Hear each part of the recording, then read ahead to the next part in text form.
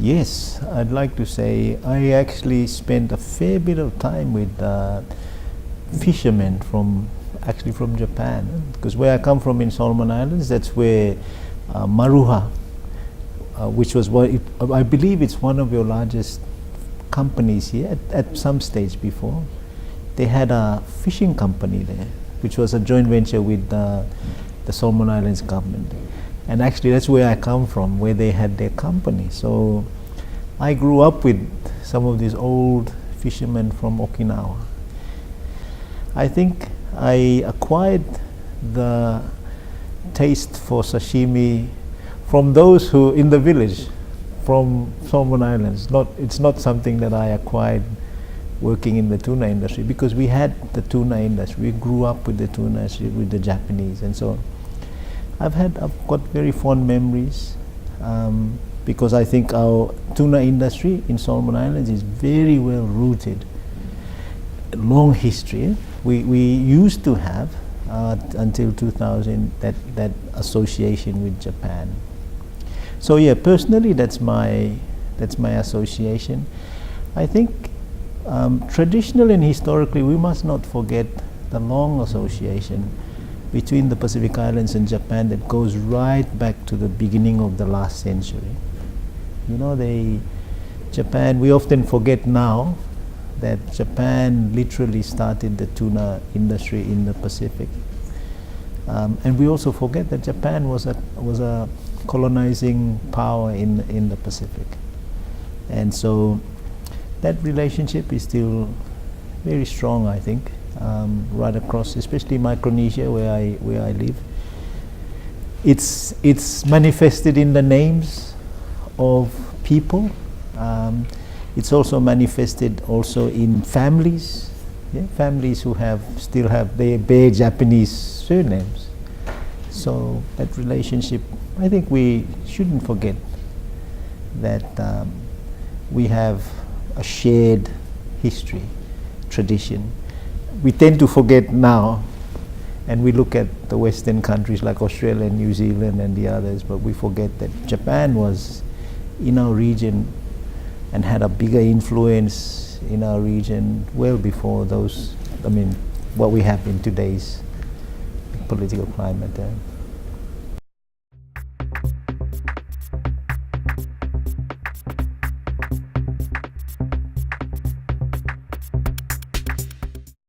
If you're looking for milestones as what are the most transformative things that have happened in the Pacific Islands, the establishment of the PNA office in 2010, plus the assertion, I think, the implementation and full development of this vessel day scheme, these instruments or rights-based instruments driven by the PNA have been probably, in my personal view, been the largest transformative thing that has happened in the Pacific.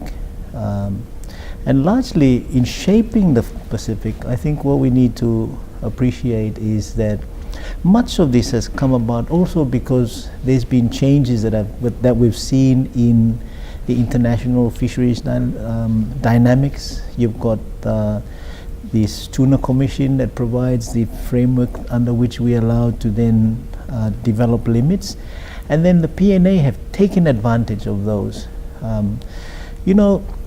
I must point out that there's no other grouping of countries for whom the tuna is more important than the small island countries of the Pacific. And I always say that others have choices that they can make for economic development, whereas we have very little choices. We only have the fisheries resources, and that's what has driven us and driven me in particular to shape this.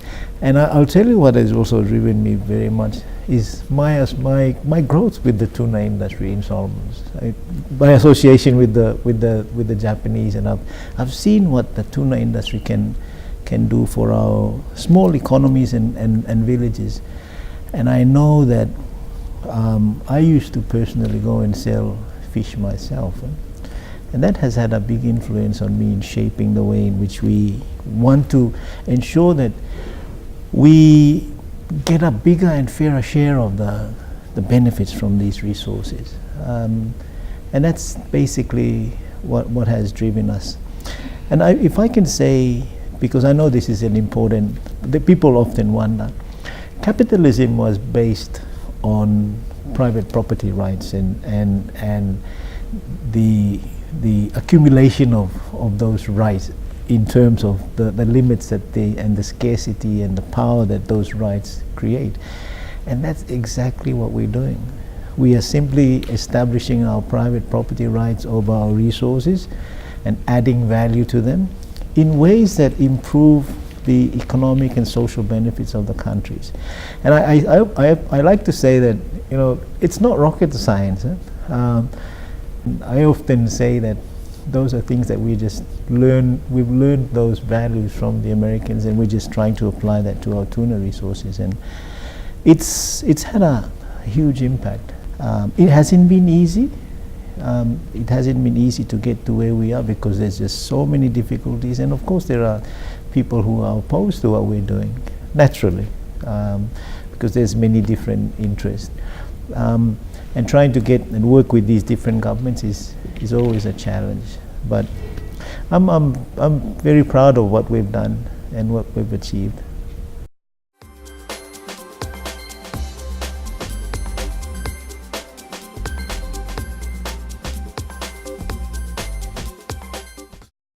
Let me just say that, first of all, Japan is a very important development partner to the Pacific Island countries, and I think to that extent Japan will always be an important development partner.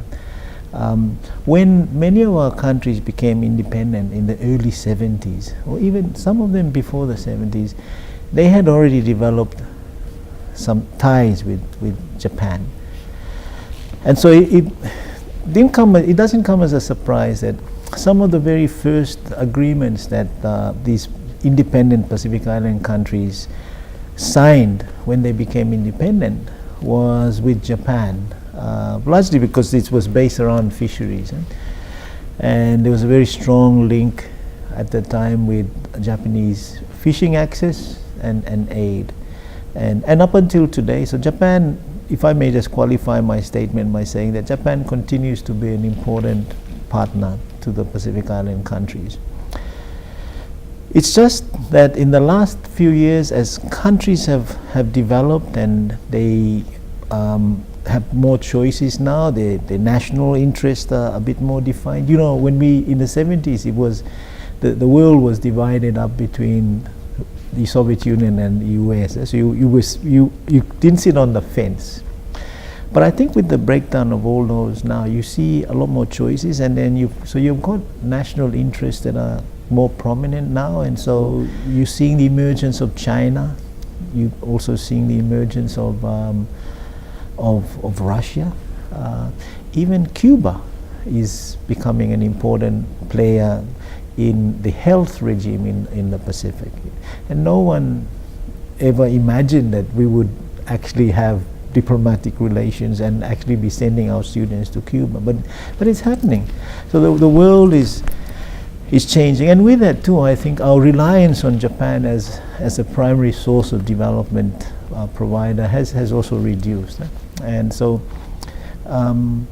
for me, what I'd like to see in the long term is our development partnership should be about promoting independence of our countries, and so we all have a role to play. But I don't want to see us being totally dependent on others, because I'm conscious that is your hard-earned taxpayers' money that is being used to support the countries, and so I would rather like to see working with the donors like Japan, the European Union, to support us to graduate out of aid dependency, not to depend on aid all the time. I think there is a role for us.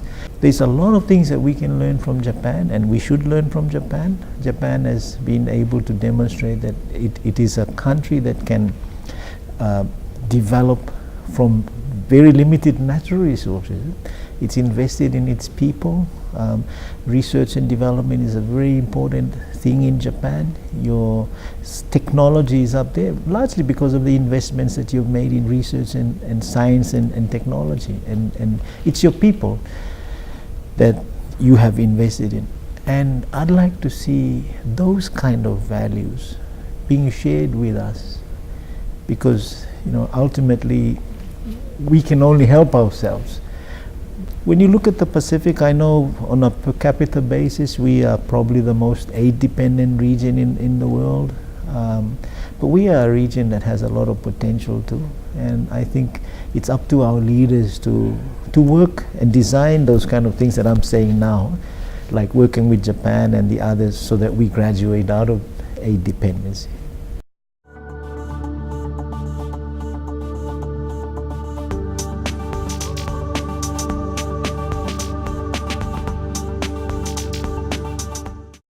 I think you're playing a wonderful role in bringing a better understanding from us. There is an important partnership role that you can play in bridging that understanding. There is a limit, I think, to government relationships. That it's very well defined and confined, what I mean, to rules and other things, whereas you're not constrained by the confines of diplomacy, and so you are able to reach out to others within Japan and also in the Pacific Island countries. So I think you're providing a very important opportunity, and I'd encourage you to continue to build on that, because it's not just bringing people like myself to talk about fisheries, but there's a whole range of issues that are affecting the region. The Pacific, we should not underestimate the importance of the Pacific Ocean, where the Pacific Island countries are situated. Because the climatic conditions and the oceanographic conditions of the Pacific Ocean has global ramifications for weather patterns and storms in Europe and so we can't underestimate the significance of that. And I think to that extent you have an important role in bringing us and bringing that understanding and that dialogue that governments won't be able to do.